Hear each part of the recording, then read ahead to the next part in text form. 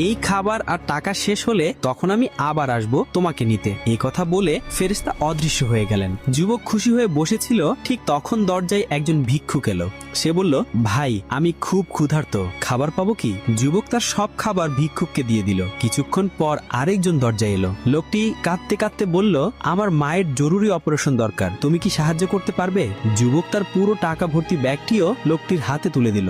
সবকিছু দিয়ে ফেলার পর সে ভাবলো, এখন তো আর কিছুই নেই, মৃত্যুর ফেরেশতা নিশ্চয়ই আবার আসবেন। শেষ মুহূর্ত ভেবে সে নামাজ পড়ল।